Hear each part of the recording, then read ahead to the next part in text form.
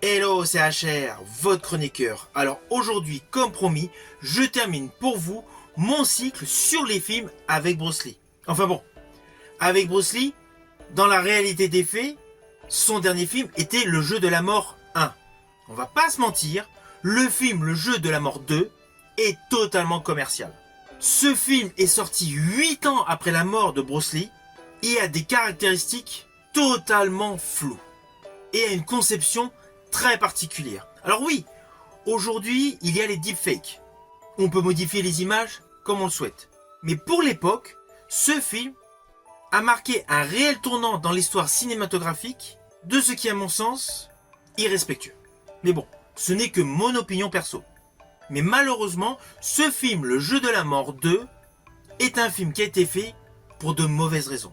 Ceci dit, il y a une partie de ce film qu'il faut découvrir, car il y a un côté hommage. Mais je vais revenir là-dessus plus tard.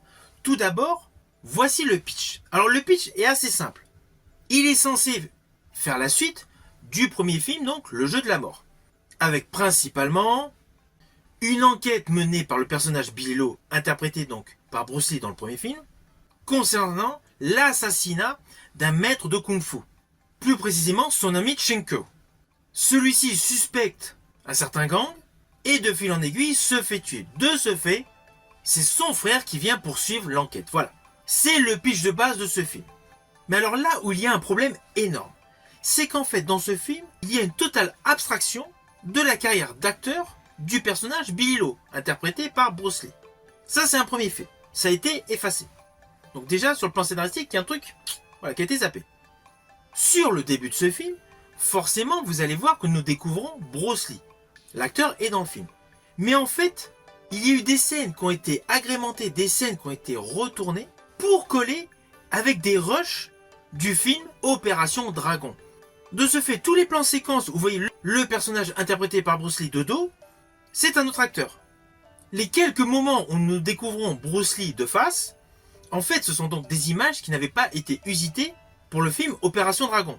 De ce fait, il y a réellement de nouveaux plans séquences avec l'acteur Bruce Lee, mais qui n'étaient pas destinés pour ce film Le Jeu de la Mort 2.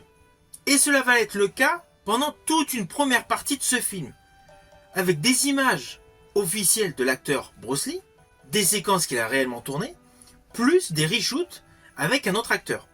Autre acteur d'ailleurs qui va faire le rôle de son frère dans la suite du film.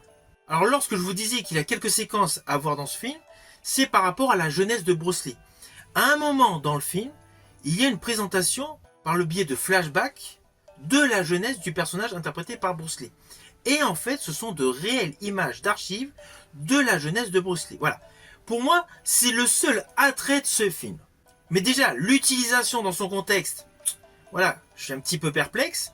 Et l'utilisation des obsèques du personnage, voilà, je trouve que c'est déplacé.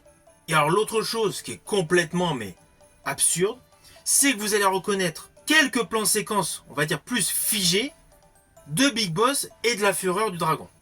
Mais sinon, la totalité du film est irrémédiablement jouée par un autre acteur. Et c'est là que le film part totalement en cacahuète.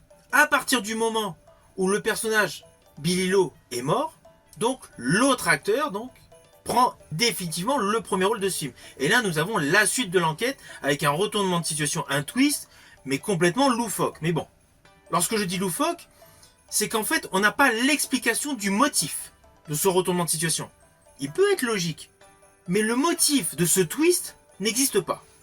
Alors je ne sais pas si vous vous rappelez ce que j'avais précisé dans ma vidéo, mais le film Le Jeu de la Mort 1, en fait, sous couvert d'action d'un homme qui a différentes étapes de difficulté dans sa vie, atteint une certaine sagesse. Il y a un côté philosophique bouddhiste. Là, dans ce film, c'est l'inverse.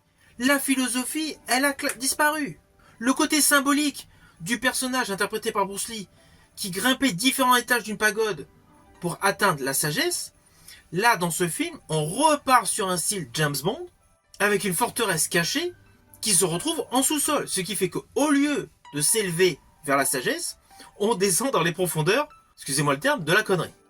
Car au final, la structure, la base du méchant, du maître de kung-fu en sous-sol est totalement illogique. Je pense au sol électrifié, bref, mais ça n'a aucun sens. Les combats sont certes bien exécutés, les chorégraphies sont belles, mais semblent totalement sortir d'une BD. Cela gâche complètement le film. À mon avis, ce film, Le Jeu de la Mort 2, aurait d'une part dû avoir un autre titre. NCN, le réalisateur de ce film, aurait dû totalement modifier le script, évincer toute la partie avec le personnage interprété par Bruce Lee, mettre en exergue le nouvel acteur, interprétant donc le frère de Billy Lo, avec certes la même enquête, cela pouvait passer, mais en enlevant des côtés absurdes, en rajoutant de l'émotion, en rajoutant de la cohésion scénaristique, et essentiellement en diminuant l'effet carton-pâte. Parce que alors là, niveau budget, vous allez découvrir du carton-pâte de mauvaise qualité. Le film semble totalement fait de bric à brac. Et cela se voit, tout simplement pour coller avec les rushs du film Opération Dragon. De ce fait, il y a un côté narratif qui ne colle pas. On a l'impression que le fil conducteur de ce film a été taillé à la serpe. Il ne vaut absolument pas le coup. C'est rare que je descende des films, parce que j'estime qu'il y en a vraiment pour tous les goûts, mais là, ce film est selon moi une honte du cinéma. Et de surcroît, un manque de respect à la figure emblématique Bruce Lee, qui selon moi à ce jour reste un athlète exemplaire. Si vous avez aimé ma vidéo, n'oubliez pas, petit pouce vers le haut, pensez au partage. Quant à moi, je vous dis à bientôt pour une prochaine vidéo.